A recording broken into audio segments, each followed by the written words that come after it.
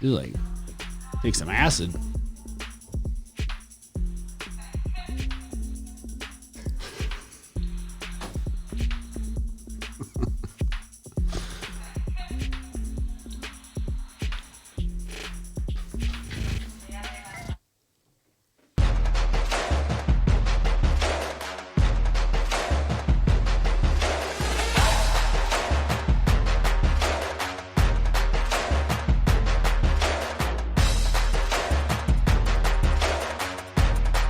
Dan's a fantastic man. He really is.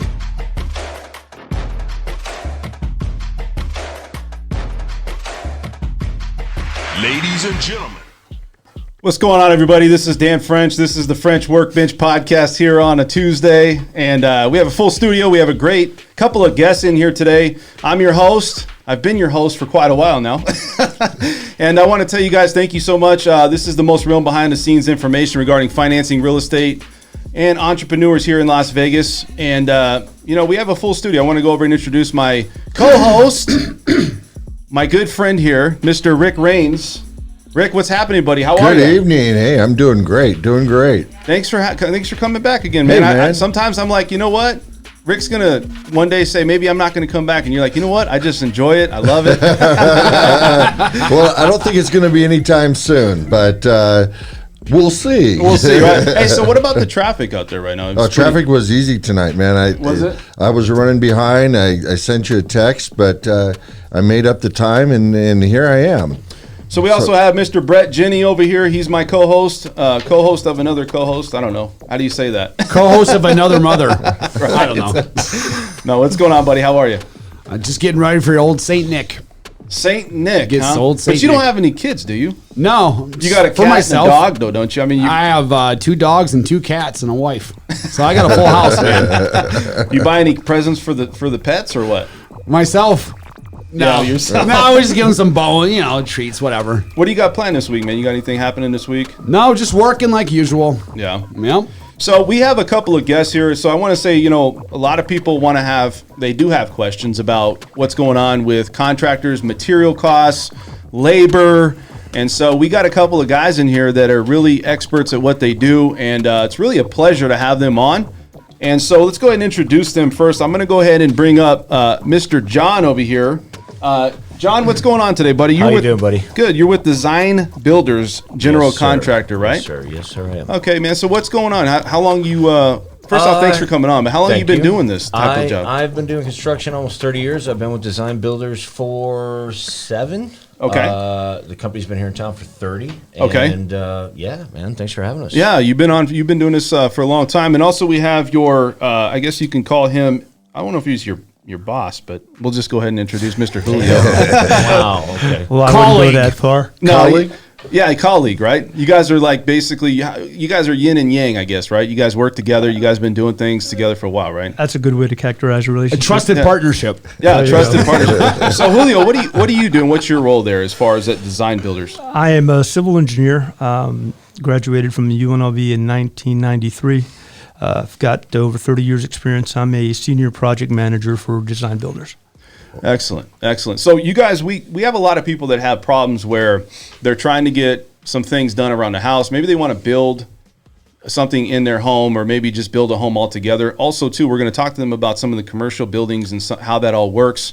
But there's a lot of people out there with problems trying to find homes today. And we relate this to, financing real estate. Real estate, we're seeing, shortage of, material costs are going up. You see labor problems that some of these builders have. And so a lot of the problems we're going to address today, there has been some, signs and data that shows that some of these issues that we're seeing have become a little bit better, but we're still not out of the woods. I think there's still some things that we have to look at going into 2022 on the costs of overall materials and some of the labor and what you guys deal with on a daily basis. So let's go ahead and start talking a little bit about what you guys do and how you got started into this business. So I'm going to start with you, John, first. So how did you get started into working as a general contractor? Honestly, it goes back to when I was about 14, helping an uncle of mine who was a carpenter. Okay. And kind of that summer gig, side job thing. Yeah. And just evolving through high school, and one thing led to another, and then kind of saw it as wanted the management side of it actually sooner than later when I was a young kid. So had to prove myself, learn all the trades, kind of work my way up, and one thing led to another, and then started supervising and project management, and then kind of taking over that aspect of that, and went from California to New York. To here. And first thing I did here was a little project downtown called Backstage Bar and Billiards.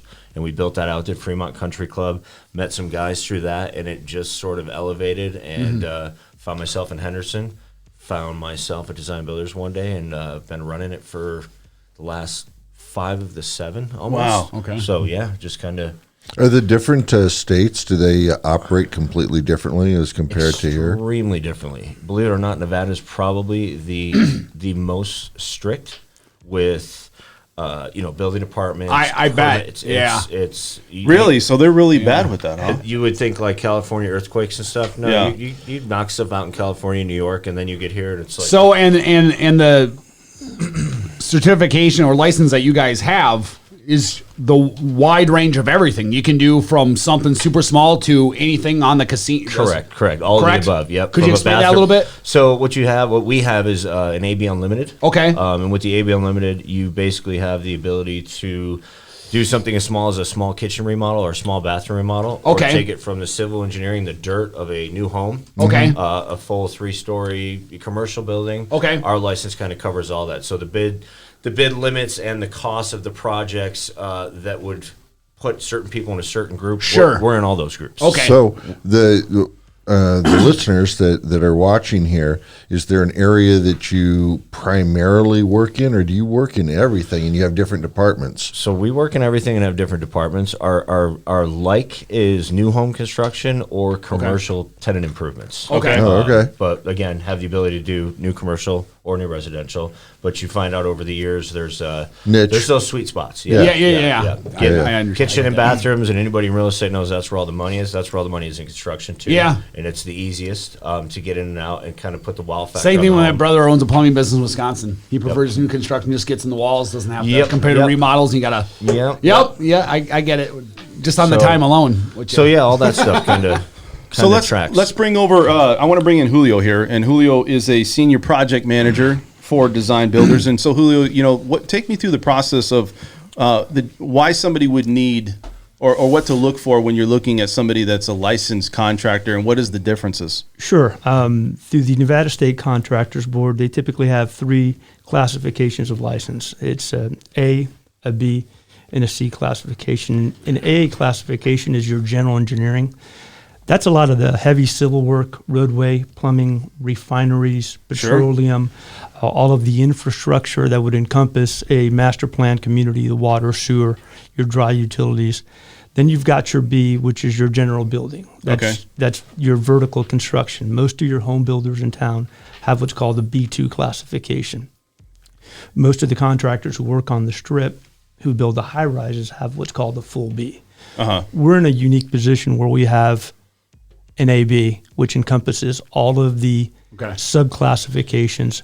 There's 23 subclassifications contained within the A, and there's 6 within the B. Okay. The AB encompasses all of those. Okay. And then you have your specialty contractors licenses, which are your plumbers. That's the C, right? That's your C. Your C class. Plumbers the C1, a mason's a C. And I think you're explaining before we were on air that basically the C always has to be separate from like A and B. Like you can't be A, B, and C. Correct? And you have to hire those out? There's certain restrictions in the language for your B classifications where you as a B contractor cannot self-perform what we used to call the deadly 4. Okay. Plumbing, electrical, HVAC, and fire protection. Okay.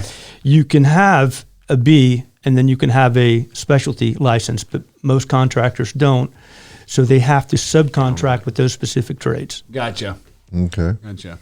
So, but you still control them, so to speak. We when do. You when you subcontract them. They are subcontractors. Okay. Ultimately, they're under our control. And then specific to the monetary limit, the Contractors Board imposes limitations. with the monetary limit, so that kind of limits the liability Gotcha. of what these contractors can do. Gotcha. Okay. So upon application for your contractor's license, you'll submit your financials, and based on the financial wherewithal, they'll determine what your monetary limit is. Well, once again, we're in a unique position where ours is unlimited. Okay. We have no monetary cap. Okay. We So can- basically, that's So a does that- position that's earned. Does that feel? Yes. Of course. Absolutely. absolutely, Yeah. Both from an experience standpoint and a financial Yeah, wherewithal. absolutely. Yeah. But does that filter down to the C classification as well? So, as an example, let's just say that you could build the Trump Tower or something like that, but a C plumber, he only has a limited on his particular license. Does yours override that so he could do the whole thing if you wanted him to? No, just for simple math, let's say we were doing Trump Tower revisited, and it's a $10 million project, but the plumbing scope for that is $500,000. They would have to have a $500,000 monetary limit to be able to bid and contract for that work. And let's say they didn't. Can you do you normally hire more than one plumber then to finish it, or do you just wait to find the guy with $500,000? No, you couldn't segregate it. The contractor can apply for what is termed a one-time or a permanent raise and limit. Okay. So That's cool. he would have That's to how you do it. reapply, submit his financials, and if they supported that $500,000 limit, then they would in turn grant him a new financial, and he would be able to perform that work. Is that a normal way that guys get their limits increased? They do, because a lot of times they'll start small with a small idea. Okay, yeah. They'll start building residential pools anywhere in the neighborhood of $30 to $40, $50,000. Then somebody can talks to them about building a commercial pool. Now Right, you've jumped right, into the right. $150,000 Okay. market. Got it. So they can go ahead, and if they foresee the future and are going to stay in that environment, then it behooves them to procure a up. permanent raise and Sure. limit. So you guys have actually had some issues. I think a lot of people do, especially contractors, where you've had to pass, unfortunately, some of the cost to maybe the people that you work with, right? Or not people, but maybe just companies or whoever you're doing work for. Is it because the cost materials have increased so much? I mean, is that how it works? Or just kind of tell me what you guys are going through as far as the increase in cost for materials and contracting work. I mean, are you guys dealing with that? Absolutely. I can elaborate on that a little bit. What we're noticing the most is customers who are doing something 3 years ago in their home. You did your bathroom, you did your kitchen, or you did an addition to your home. And, a few years ago, the price was $80,000, and now it's triple. Yeah. Because lumber prices have tripled, metal prices have tripled.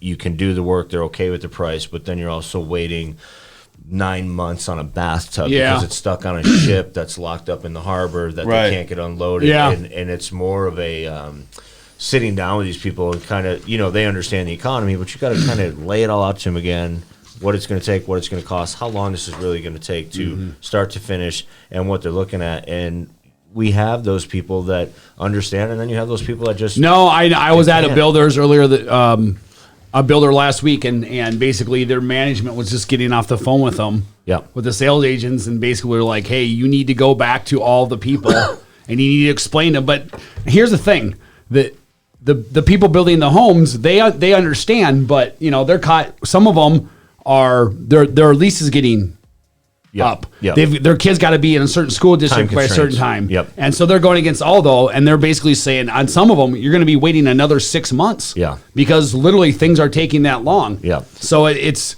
a strain on everybody. I mean, I understand the consumer, but then at the same point, what's the builder to do? Yeah, the biggest I thing I've mean- noticed is people that bring that up, and you have where was I going with that? Actually, is I completely lost my train of thought. Do you have another question? I'll get So- you here. so So, let me generally speaking, we just talked. You outlined rising prices you listed several things: lumber, metal, so on and so forth. Do you, from your perspective, do you have an idea what's causing that? Is it all from? Is it all foreign, or is it domestic? Is it a combination? Is it just that they can't? Is it labor that they can't get the stuff here? What's I think it's the cause of it? I think it's all of it. And what the point I was going to make right before that, and then I'll come back to that, was our history in this town, we have a lot of subs that we work with, and you get everybody who submits you a bid says, good for 30 days. We've had that luxury of it's good for 60, it's good for 90. Yeah. So back to your thing, when COVID started and things started slowing down and people started moving and there was just people stopped producing things, or there's like 3 main mills that all the wood comes from, and one guy got sick and that whole thing shut. It's kind of like the brake light effect on a highway. It's a whole chain of events. Just went and went and went, and now with guys that we call that we've worked with for 20 years, their bid's good for 30 days because their stuff's going up 15% on average every 30 days, and it's not stopping. So any number they give you is basically 15% a month. Yep. And that's being caused again by all those parameters that we just discussed. Yeah. Yep. And just the price of metal. Do you see a turnaround or a slowdown in sight anytime soon? I've watched it slow down about a few months ago, and then I'm seeing it go up again. And I don't know why. That I don't know. I was at one point tracking lumber, tracking COVID, and all that. Yeah, because lumber went and then down, but now it's It's going right back. Dude, up I again. know it's. You used to go buy a sheet of OSB for $8, and now it's $60. It's crazy, man. It's absolutely crazy. So just to piggyback on John's comment regarding the price escalation and the time frames, I got a bid today from a truss wood contractor who said they're 10 weeks out for a product they used to deliver in 4, and he can hold his prices for 5 business days. Holy Wow. Yeah. So how do you, I mean? So basically, right. So how do you can't plan hold for them at that, all. man? Because 5 days, but nothing's going to happen in 5 days. That can be a realistic. True, and there is So planning other for than that. You're doing a speech- brand new home that's a dirt lot. Yeah, you gotta okay. realistically tell the homeowner, okay, So by you're- the time we're vertical, so then you go to the sub and Gotcha. go, listen, I need the trusses for next August. What do you think the prices are next Yeah, August? yeah. Because you'll bid these You're jobs. forecasting a bunch of Yeah. stuff because that's It's all it's you can do, juggling. man. Yep. You've got to be within your numbers. How is that working? I mean, realistically, how's that working on your larger commercial projects that they don't get done in 6 months or even 12? They may take 2 to 3 years. How is that impacting? A cost plus process is what we call it. Okay. Where basically you sit down with the client as the numbers change and you have it an open book. You're not lump summing this together. I bid your building out for 150 grand, and then next year you go, now I'm ready to move. Well, now that's 300 grand. And people look at you like you're crazy. Well, so you sit down and you create a kind of a reference price, if you will. Kind of and like a then spreadsheet type thing? Well, and then every 30 days, where are we at with the project? So it's Where's the market? communication. How many- Yes. You're just listen. So- Here's where we're at all Constant times. I hear communication. that, especially when you're talking about commercial. So how many of these projects that you are starting or have been starting in the last year and a half are basically falling by the wayside because the costs have basically outpriced them as to what they can do? Has that happened? Like 10%. 10%. Yeah. Wow. So it is happening. Because money's good right now. So people can get the Right. money. You just got to move on it before it's not enough money. So you work Right. together, That's and what I'm everybody's saying. juggling the same thing. Yeah. The And land, everybody's the lumber. working together, but 10%, sometimes it just doesn't work. Yeah. So I got a question Cost of too. doing business. So building permits, things like that, right? Is that something that's a challenge? I'm sure it is for you guys, right? To get those, people don't know. Like obviously, when you go buy a new home, Brett, you can know. Yeah, this man, and- you get those permits Yeah. pulled. I mean, way before. When- I mean, Yeah. people don't I'm understand. smiling Yeah, over yeah. So when do you start that process of like getting all these things permitted, right? Where you're starting to get the process up The front. second you and I Yesterday. can agree that we got to move as fast as we can to maintain a price and we sign a contract, it's Right. permits. Because that's, again, Yeah. too, the COVID, the shutting down of the offices, Yeah. everything digital, the transformation of going from paper to computer and the glitches. Permits used to be able to walk over a counter if it was small enough. You hit the first person, go down the line, and walk out the Yeah. door. Bigger ones, a couple weeks. I tell people right now, anywhere from 3 to 6 months. So for a that's- permit. And So almost like if all that was on blockchain, it could go pretty quick, Yes. huh? But so all I'm of, assuming permits don't expire, do they? Yes, they do. they do. They do. huh? So- You have to renew them regularly. So you get on a job where COVID happens again. I keep bringing that up, but it's kind of Right. in my Yeah. mind. This is where all this started, and nobody can work. Well, if you don't call an inspection within 90 days, then your permit gets flagged, and then if there's no activity within the municipality of that permit, they yank it, and then you got to pay again to renew it. So to this keep whole moving. freaking thing with the supply chain and all of this is just, I mean, an ongoing, revolving. It's a circular issue. Circular issue. Yeah. That I didn't think about. Well, Wow. It encompasses all. It does, and furthermore, all of the building departments have kind of become technologically savvy. That the ability, like John was mentioning, to walk in and hand carry a permit, those days are gone. Some of these older contractors that aren't technology savvy have to walk down to the building department. They have a scanner dedicated for walk-ins where they have to scan the documents. Wow. Really? Correct. Wow. So you guys have pulled a lot of permits. Now you also do commercial. Man. Let's talk a little bit about that. So you did a Wahoo's, right, recently. The new Wahoo's on Eastern, Yeah, here so in Henderson. Take us through the process. Walk us through like how that all started and then the How time long it period. took. Yeah, and how long it took. That we got very lucky with that one. So Wahoo's, as you know, is a chain here in town, and they kind of pre-picked their locations. That was an interesting one because that was a Hooters before that and a Half Shell before that. So they contact you and say, "Here's what we want to do." Yeah. Is this something? Usually, it's the phone call. Is this something you can do? So Okay, this okay. was basically a rehab as opposed to a build from the ground up. Correct. Yes, and believe it or not, it's a lot easier to build from the ground up to rehab. I that bet. place. I bet. So that place had been abandoned 'Cause you don't have to tear- yeah. Yeah, we had Yep. to get down into the concrete 7-8 feet. And but you got to do, yeah. It's a lot. It's You got a lot. you got to deconstruct to build it properly. Exactly. I tell some people, it's better off there's bulldozers saying. No, go you're back right. up. You're right, Yeah. man. But that was one of those. Can you do this? Are you interested in doing this? Fortunately, they already had it drawn. They had an architecture. It was drawn. It was already in the permitting process. So basically, it was me putting numbers in a schedule and a crew together to bring that to life. And I want to say, from the time we signed the contract till they served their first customer, that was probably what you would see on paper as a 5 to 6 month project.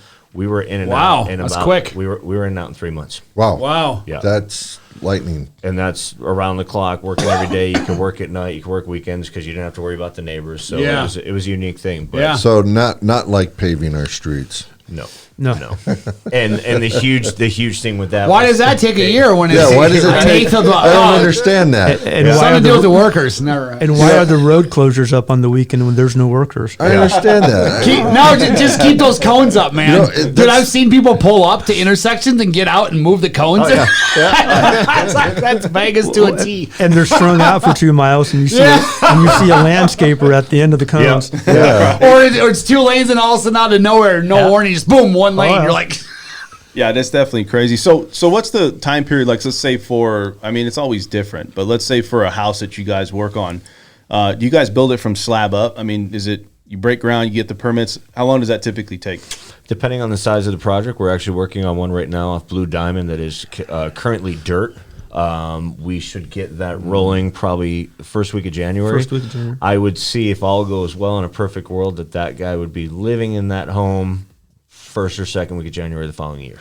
So I guess the question to me is there a benefit, and maybe I'm off topic a little bit with it, but versus going with you guys as your general contractor versus let's say a builder, right? Like, is there, because you got to do the same things they do, they just do it on a grand scale, right? Yes. they're more custom. Right. Correct? Well, no, I tell people our in my opinion, our huge benefit is there's a term design build, and that's kind of draw as you go, if you will, for layman's terms. But Okay. we have an architect in house. We can draw and stamp our own plans. We're one stop shop. So you go architect, then you go land guy, Yeah. then you get the GC. We're all that. It's all in house. So Yes. if there's anything that comes up or needs to be taken care of, Yes. it's dealt with immediately, We and can everyone's draw it, on the same we can page. engineer it. We can, and then when we have a problem with the plans, you don't have to go back to the architect, and I got to RFI him. Yep. You call us. It's all in house. Yes. So One I've got- phone call, you take care of it. Yes. I've got a friend of mine, literally, I talked to last week.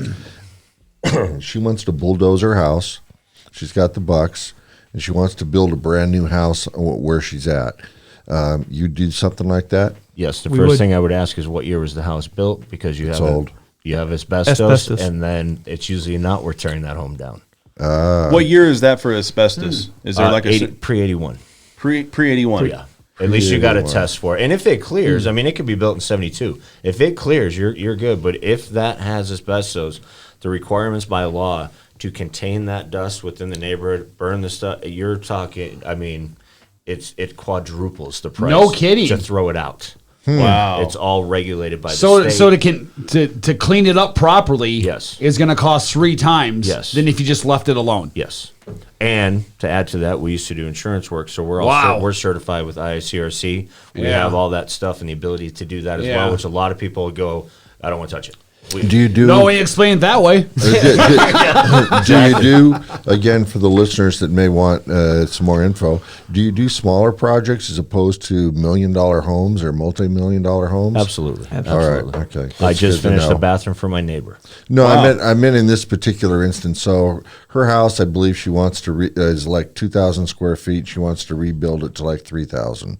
That's a very decent project for us. Okay. Yeah. Very Yeah. good. Do you guys have any, nobody has a crystal ball, but when do you guys think that the cost of materials and things will start to get back to normal? Do you think it'll be back to normal in 2022, or are you going to see these continued increases for everything we talked about? I don't feel comfortable answering that. I mean, I thought it was actually It's an opinion. I thought I was starting to see it. Yeah. And then I saw something on the news the other day that I thought this might not happen for 5 more years. But Yeah. I was thinking, I'm not a realtor by any means, but housing market, lumber, construction, everything, I thought there'd be some sort of turnaround starting by springtime, summertime, and have that carry over. But I don't know anymore. I honestly don't. It's so unprecedented Yeah. of what, so. You don't know. It's a Who knows, crapshoot. man? So, Your I have guess a- is as good as mine. Hey, Dan, can I ask one more Yeah, question? go ahead. Labor. Where are you guys at on labor? Because we hear a lot about the shortage of labor.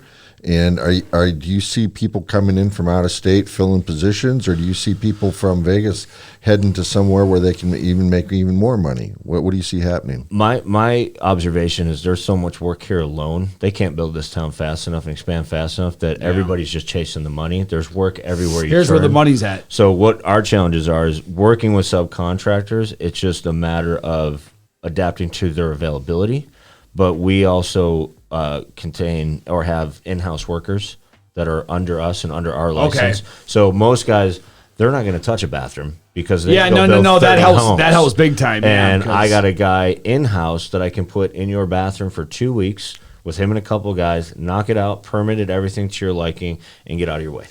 So the ability to self-perform as to subcontractors. Yes. Yeah. And a lot of guys don't want to do that. We do both. So you're extremely flexible in that you can go either way. Yes. Yep. So you guys, there's certain insurance, and maybe you have to have a written warranty. I'm not sure if that you need that, but I want to go over that. So do you guys have to have a certain amount of insurance, or what types of insurance you guys carry for your company? I'll let you elaborate on that a little bit. Well, one of the insurance I wanted to focus on is the industrial insurance, and that's required by statute to have that. So we've got that. There's also certain disclosure requirements for any subcontractors or material men that furnish labor in excess of $500. So we've got to have all that paperwork. And then another requirement is to issue the notices of rights to liens to the homeowners. Okay. So just in case they don't pay us or the subcontractors, then they're fully aware that a lien could be be placed forthcoming. Based on Yes. that, yeah. Wow. So that's important to disclose. It's also a statutory requirement. Yeah. So you guys, I got another question. We're just kind of going through this, but we're going to throw some questions a little bit here. So the labor question, right? You think that 2022, I know you guys don't know, but just from the feel of like how things are going right now in the industry for you guys as far as general contracting, new homes, do you feel like it's going to get back to normal though? Like let's say third, fourth quarter, or you guys just don't really have a pulse to that? As far as the momentum, I don't see the momentum stopping for at least the next 5. Because even if the market slows down, people have projected projects that far out. I see. And the larger companies moving here, the grow houses, the We're just getting marijuana, the started. Amazons, Yep, like that. we're just getting so the started. housing market slows down, and then again for us, the commercial side of it, they're going all the way out to 15. Yeah. Wait. You said an interesting thing there. The grow houses. So is that like becoming a huge thing even more? Yeah. Wow. Yeah. They're buying up facilities and land, and you can do it here now legally. So I'm just where's saying, the yeah. cheapest place So- to build? Where's the So land? are they going north? Is that where they're buying this A lot of land? things up north, yeah. A lot of Yeah. things up north. So Yeah. going towards like Utah. Well, just outside of town here, like you get up by the speedway with I-15 the as Amazon. you're heading out. Yeah, Yeah. Once you hit about Cheyenne, it's like okay, then Craig, and then Elmer. Start, and yep, upward. you start getting So a lot of I'm land out not there. I'm not in this industry, but and I'm sure a lot of people might have the question: how big are these grow houses that are opening up north. What's the average size? I'm just curious. Like square footage? Yeah, how big warehouses. Are they? How big are they? You're talking 20, 30,000 square feet. Okay, so basically a little bit smaller than your average Smith store. Yes, a little bit smaller than your average Smith store, with a price per square foot that's about triple your average Smith store. Just because they can get away with it? No, because of the requirements to do the grows, the dehues, the humidifiers, the lighting packages in there. It's a whole. Here's why they kind of go that route, which is when marijuana first became legal in Colorado. First, yes, is the growers there were, they basically had to rent out these warehouses. They couldn't buy, they had to rent them out at first, and then they had to have them fitted for their grow. Yes. And so what happened were the people who owned the warehouses, they would have a 2 or 3 year lease, and then the landlord basically would stick them with a whole new lease that was like twice or 3 times what it was before, knowing the fact that they have all this money invested in these grow houses that they would have to unfit and move everywhere else that they could basically get it for. So finally they said, you know what, we're just going to go in and we're just going to buy all of our own warehouses. Yes. Yep. And that became a whole business on itself. And where's the cheaper land? Where's the there cheaper you go. state There you go. taxes They said we're not going to be subject to a landlord doing that to us again. We're just going to build our own. Yes. And now that whole business took off massively. Yes. So if memory serves, I think we're looking at a 15,000 square foot 15,000 grow for house here in Henderson. Yes. Wow. Not too far from here. Not too far, yeah. So It's a lot of weed. Brett's eyes lit up. Get to the point. Please get closer to the. Where's That's a lot of power. That's a lot of water. Do not answer that. Do not answer that. So we look at the challenges, right? So I want to kind of take me through the process of what a typical, like, does somebody go and bid with you, and it's like a process for that? Like somebody sits down with you, and then they kind of go through it, and it's like it's not just a one, time consultation. This could be a trending thing where it's like a consistency of a progression, you want to call it, of getting a deal done, right? It's not just A one and done. Yeah, it's not a one and done, right? For the most part for these deals. Each one kind of has its own way of getting there, but yeah, it becomes kind of a cookie cutter thing where you know who your MEP guys are. You have your plans. You know who you like to use. You send them out. They give you numbers. You build your numbers from there. You just know the process so well. That's what it is. It's just a matter of place. Okay, I got this situation, place here. I mean, you just know the process. I do. We know the process and the players. And there you go. Yep. The process and the business. And the town. Yeah. The example John brought up regarding the Dean Martin project, the cost plus. Mm-hmm. We're trying to lock down those contracts. I mean, as soon as we can, because we're back to the material escalation. Correct. We're fearful that it's going to continue to go up, so we want to lock down those prices. But inevitably, we're going to be in a bidding cycle to continuously get new numbers to see if they're better than our existing numbers and to see in which direction they're trending, so we can provide good counsel as to when to lock them in. Not when to lock them in. So let's talk about what are some of the challenges you guys face. Is there something specific other than material costs and labor? Is there something you guys deal with here in Vegas? I know you said it's kind of hard to get permits here, right? That's the number one challenge for us. Permits? In my opinion, yeah. The time to acquire them, the trails they go through now because everybody's working from home. Sure. That you can't go down that line. Something that took a month now takes 3. You think you're there, and then another guy grabbed a hold of it, and he's got a question that the guy before him didn't, and you're answering the question and resubmitting, and you're constantly going, when are we going to have it? And then the customer starts calling, hey, it's been 3 months. How long does it take? And you want to be fair, but you go, I don't know. Yeah. We've actually incorporated some of those things into our contract that this is the goal, this is the plan, exclusions, anything pertaining to code upgrades, building department, to just not bite us. Okay, so that brings up a lot of questions. Is that because, one, there's that much building going on, more building, or is it because, do you think, that the guy's sitting at home watching his favorite show, and because nobody's looking over his shoulder,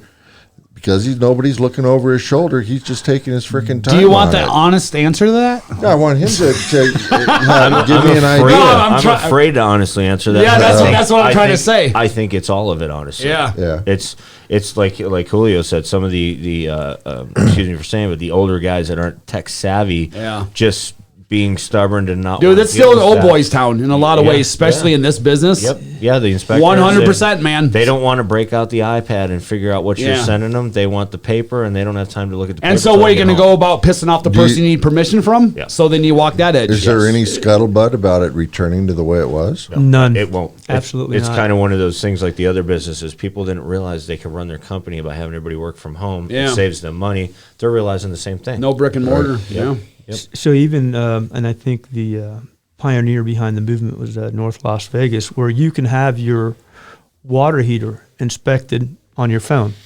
You call in your inspection. No kidding. They can upload the software on your phone. From your Inspector smartphone. Inspector says, take this picture, move it Yeah, over here, yeah. move across, take this picture, pan back, Huh. take And you're another done. picture, take a picture of that serial number. Shut we're done. up. Yeah. Wow. Well, that's what I did when I purchased our office building.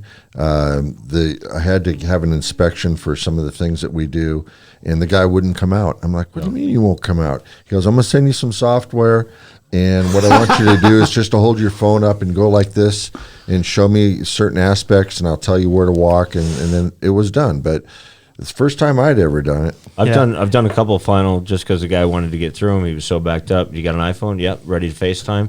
Can you climb up on the roof? Can you show me the AC? Can you show me the jack that it's sealed? Yeah. Okay, you're good.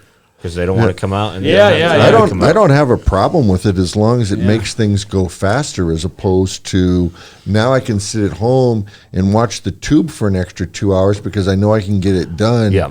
Well, my You know what I'm understanding saying? is that it does, because you've got a scheduled time, and then you've got an allotted 15-minute window. So you've got to be done in those 15 minutes, because then they move on to the next. Yeah. And I think ultimately the city of North Las Vegas is looking at drone inspections specifically for solar, Yeah. because you've got to access the roof, you've got to access the equipment. Yeah. So they're looking at manned drones, and then do the inspection via drone. Wow. Yeah. That's That's crazy. the Sit future. at home and watch through the camera. That's the future. So Exactly. what's the biggest difference? So look, a lot of our clients that we deal with, we try to really relate, connect to people out there that's really looking to buy a home. Bret works with a lot of new home buyers. We got people that are saying, is it a good time to invest? So what is the difference between working with somebody that's a general contractor like you guys' company versus, say, a builder? Like, what's the biggest separation, I guess, you would get from that? I don't know what the separation would be. I think the comfort level from the homeowner would be my selling point. And I'm big on no job's too big or too small. Right. The guy that lives in North Las Vegas who's got a rickety old home that wants to do something is just as important as the guy in McDonald Ranch that Right. wants to build an observation deck. I mean, you just have to hold their hand, understand what they can afford, what they want, and is it doable, and do it the right way. Yeah. I mean, there's no science behind it, really. Right. It's being a caring individual and selling the right job to the right person. And I tell people sometimes, you got to go with your gut. I don't feel like. Well, it's a listen, good man, fit. if you're doing commercial buildings, Yeah. then I trust you build my house. Yeah. I mean, true. not only do you do quality, but you have a process down as well, or you Yes. wouldn't be doing the bigger ones. But here's another question, man, and the reason I'm asking is because I get this question in my business, which is how big are you? Because the larger you are, a lot of times customers feel that they're going to get lost. So how many employees do you have in your organization? How large of a span do you have here? So we would actually be considered somewhat small because as a GC, our workers are our subcontractors. They're not our employees. So we have a solid team of, say, about 25 people. That's good size. That's with management, admin, piece rate Yeah. guys, all that. But then we have the ability to sub out 3,000 guys out in the field as subcontractors. Okay. But if you have that large office staff, multiple satellite offices and buildings, customers do get lost. I mean, Yeah. it's just a Sure. fact. Yeah, so let's talk about a little bit about because we got to finish here in a second. I just want to bring this up. You guys out there, you're saying you're doing upgrades. Let's say for kitchens, you do upgrades for bathrooms. You said no project is too small or too big. What's the smallest project you guys did or you've done? Replacing a stand for a water heater that leaked. Wow, Yes. There you go, man. Which is what, about 2 feet by 2 feet of drywall, Yeah. 2x4? that's got to be a record, Little right? drywall, little paint. But again, they need it. And Yeah. you can't just say, oh, it's too small for me and this person needs hot water. You got to do it. You got to do what you got to do. And then the other question I have is, what's the biggest project you guys have done? Oh, there's quite a few. I would say the largest in the last couple years was probably the Water Street project. We were responsible for going down Water Street with some commercial stuff and some residential.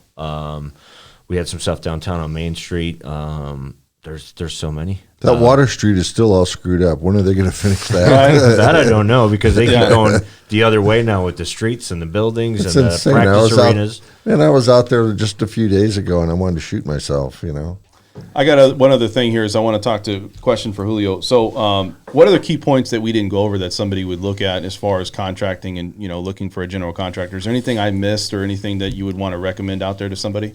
I mean, my standard recommendation is to procure 3 bids, regardless of the trade. Go to the Nevada State Contractors Board, research that license, ensure that that license is in good standing, it's active, verify that the classification that you're looking at is consistent with the scope of work that you want performed at your residence, verify their monetary limit, and then scroll to the bottom of the printout and look at their disciplinary actions, if they've had any recently, and if so, to what magnitude. Okay.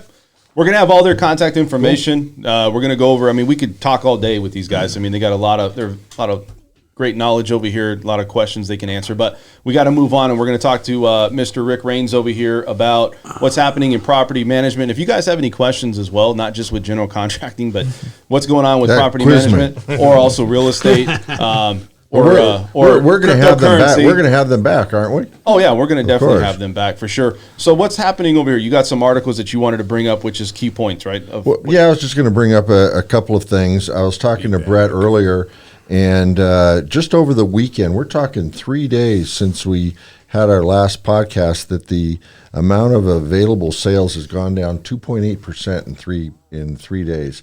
So as we said for weeks and weeks, Christmas is slow, and the same thing. The same thing is happening in property management. I am getting quite a few owner calls, and the reason that happens, inquiring owners, is because a lot of owners want to make the change at the first of the year. Now is the time to call. Give us a ring if you're looking to change management or to have management handle it. One of the things I wanted to bring up. This is just some general information I was kind of surprised at. There's 280,000 property management companies in the U.S. 280,000? 280,000. And I think half of them are here in Vegas. But it feels like it sometimes. So anyway, the point to that being is that if you aren't having your property managed, there's got to be a reason there's 280,000 property management companies out there. Give us a call. One of the things, and again, we brought up recently, is the fact that the city all around the country is changing. Bret's brought it up many times with these different groups that are buying a lot of homes. They're turning into rentals. One of the things, 2 things that I found out is that because of the mandates in evictions, it actually caused higher costs, excuse me, from the standpoint of cleaning and overall maintenance because of the pandemic. That's in part is what has caused some of the rising costs.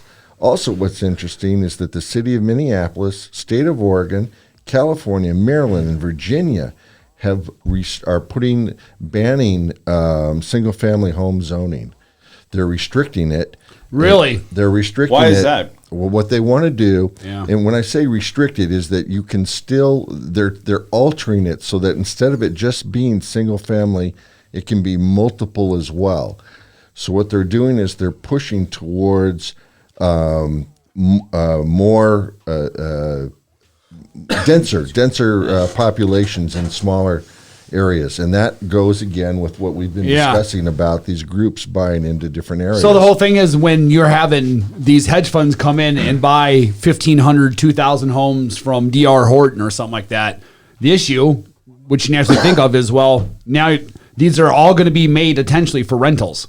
Correct. So, your typical residential zoning that you have, what's going to be going on with that? But right there. Right there. So case in point, what they're gonna going do through the is boards and they're changing the zoning. They're changing the zoning. They're making it so that it's a denser. They know it's coming. Denser population in the same geographic area.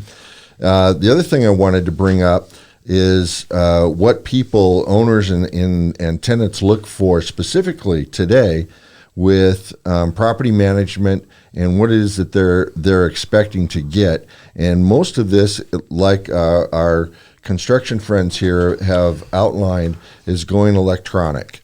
So for the most part, gone are the days where the property managers required you to come in and do everything by hand, physically. Of course, there's still some people out there that want to do that.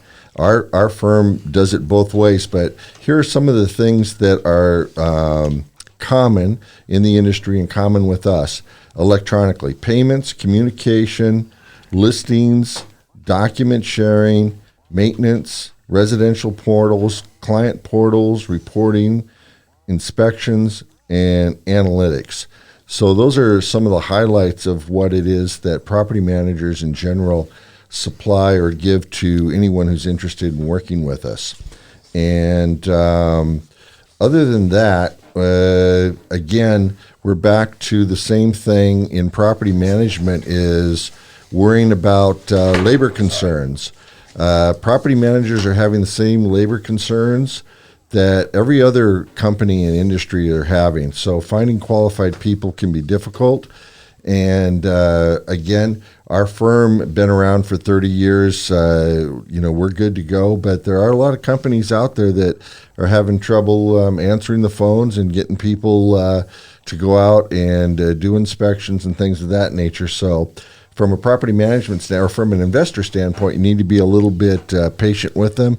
It's the same in every industry that's going on right now. And as the country reopens more and more from a national standpoint, it's just going to intensify with trying to find the right people for the right job. Agreed. And I think that's pretty much what I wanted to bring up. So let me ask you a tonight. quick question, Rick. You got your Sure. hair, right? Did you get a hair transplant, or what is that, man? Because I'm looking at this, and we looked at it last week. You didn't really explain how this all started. Can you explain this? Remember those troll dolls? Not only is a member, he's the president. As I said on Saturday, there's a lot of guys that go out there that use Rogaine, and I decided to just nip that freaking in the bud. It's too expensive. So I went out, and for those of you who don't know, my last name is Rains, so I went out and we did Rogaines. And overnight, man, here we go. Well, And Rick, it's I'm all going to good. tell you, if I Filled take right my out. hat off, I'm going to need some Rogaines as well. Brett and I we were perfect candidates, right, You bro? are. I shave mine on purpose. I mean, my whole thing is you can't fire me because I quit, so I just shaved it. Even You don't though have patches or anything, right? No, man. I mean, I could grow a full set of hair if I wanted to. I just Well, that's Man, about- So anyway, I've got a story. I've got a story about this. I've had these types of visors for years and years and years, and I have a group of friends that I play a game called Magic: The Gathering. But it's a card game. But anyway, it's all over the world, and we were having a large convention here down at the convention center, 10,000 players, and of course all the guys know me. And they were standing in line, and they yell at me, "Hey, Mr. Rains," from, like 50 people back. And there was a young girl standing next to me. She was probably about 21. And, of course, she turns around to see who's yelling at me. And at the same time, they turn and look at her, and then they start pointing. They start pointing at her like this. And I knew what it was that they wanted. So she turns to look at me like, "Why are they pointing at me?" And I said, "Well, it's because..." And I took my hat off, Wow. and she just screamed. I was about to scream, Rick. I almost jumped out of the chair over here. Because from her perspective, I was taking the top of my head off, and there was just this scream that went out. And of course, all the guys, they just busted up because it's happened way more than just once. It's a frequent thing. Do you guys have any other questions for Mr. Rick Rains over here, ladies and gentlemen? I myself do not know. No? No? Brett, you you guys guys- have any property management you want to give me? His new nickname's going My question off air was actually going to be, but I guess I should ask it on air, is define excuse my ignorance, but what kind of property management are you doing? Like, We do residential. so not multifamily homes, Yeah, just sure. houses. Oh, you do both. Yeah, Okay. yeah. Any place where where you live. I can tell you this. I get probably about 10 calls a week for somebody to rent a house. Now, I don't refer all of them because sometimes it's like doesn't work out for Rick, but I mean, he's my go-to guy, right? For anybody that's looking to rent anything dealing with property management. This guy was on, which news channel were you on? Channel 13 Live News. Yeah, he was on Channel 13, so he's got a lot of good knowledge on that stuff. But yeah, man, if you guys have anybody Rick's that the man. Rick's the man. So let's go over here. We got to move over to Mr. Bret Jenny himself, ladies and gentlemen. So Bret, what's happening in your world as far as real estate, cryptocurrency? Yeah, real estate, he covered a lot of it. I mean, the crazy thing about it is if we didn't already have low numbers, on Saturday we've gone down another 3% for listings on the market in 3 days. Yeah, is that normal though, right? You guys know what during this time. I don't think it's that normal. Yeah, it goes down 3% for volume in 3 days. Yeah, but you know what? It's like this time of year, nobody's listing their home. Yeah, right? I get that, but it's like anything. It's the times and everything is magnified. The combination. Everything's magnified towards what it was. About cryptocurrency, quick. A few articles that were coming up this week. Did you see Jack Dorsey, the creator and owner of Twitter? Twitter? Down, right? Did you guys hear about that? He stepped down, but he basically came out and said that Bitcoin is going to be, what was it? His exact words were, Bitcoin will replace the U.S. dollar. Yeah, but didn't they say that 2 years ago?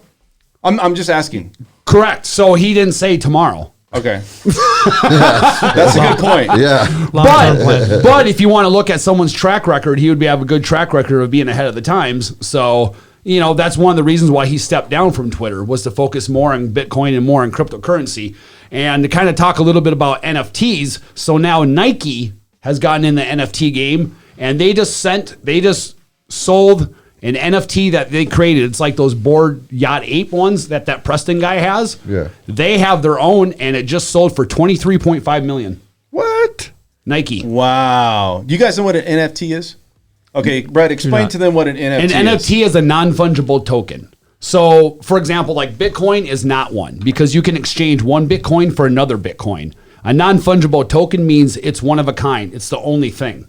Okay. So where it comes into useful play is with copyrights, right? So like, say an artist, say like a band, right? Back in the day when you would sign a record label, the band would get about $1.90 out of every $10 album sale. The record company then would get $8.10 from every record sale. They would also have the rights mostly to your music. So when you went on tour, merchandising, if they sold your song to a TV show, whatever it was, they got the rights, not you. This is from the very beginning. It's established that basically you have the rights to this. You can even have it set up where every time that NFT of that copyrights gets sold in the future, you get an automatic cut of it. So like, say take Van Gogh. He comes out with a painting, say he would have sold it when he was alive.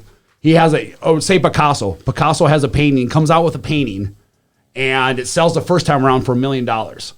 Well, he's alive for another 30 years, and in that 30 years, that one painting gets sold and resold 6 or 7 times. You can have it so that every time that painting gets sold, you automatically get rights from that. You get money, monetized value from that. You get a cut from it. You don't have to go to an attorney. You don't have to draft up documents. You don't have to do anything. The way that it's set up in the program is the automatic, when it sells, automatically in the program, you get the money. So one of the things that makes it easy for someone new, which I am too, is that these are digital. Okay, so let's just say like a digital picture, so to speak, is what it is. And that's what you're transferring, and it's one of a kind. And so from your standpoint in the commercial industry, you can use this basically to transfer title on commercial buildings. So instead of going through a title company and all of this stuff, once it's established, you could go to another guy who's willing to trade forever. It's forever. And then through the blockchain, it's tracked, and you just, if you wanted to, in a matter of minutes, go boop, and that's how long it took. Let me give you an example in your world how it would be useful. All legal. I spoke to another builder, another high-end builder that we had on the show a while ago. They have their own in-house architect and all that stuff. for example, the very first thing that people do with them are want to get the blueprints. You could put the blueprints in an NFT, and then you could sell those blueprints in an NFT. So you essentially have the copyrights, but yet there's a market where you can transfer those blueprints, boom, boom, boom, boom, boom, boom, like that. You don't ever have to do anything on your end, and you're automatically getting paid in the rights to every time. Every time. I mean, you could do See that. what I'm saying? You could do that for contracts, right? You could do that for contracts. Anything. So if you decide, he's writing this down. down. if you decide you want to have your business put in blockchain, you could have all of them written in smart contracts. The way that smart contracts are worked out, so that everything that you guys do is in a process. Yep. Right. All it is a computer program, so that it leads off a succession of other things. So the process that you have step 1, step 2, step 3, step 4. The way it's set up in the blockchain is that when that step 1 gets met, step 2 can't meet until step 1 gets completed. When that gets completed, that will unleash a chain of events that will allow the rest of them. So and it's you all can open, make so that as everybody. short or as long as you. So you decide what you want it to do. So in our world, it would be a schedule that would have predecessor and successor activities. Correct. Yeah, correct. That And you can without store one, you can't everything on have blockchain. So you're taking away all that paperwork that's why I mentioned before, you're talking about the permits. Yep. I said if you had that on blockchain, it'd be done just like that.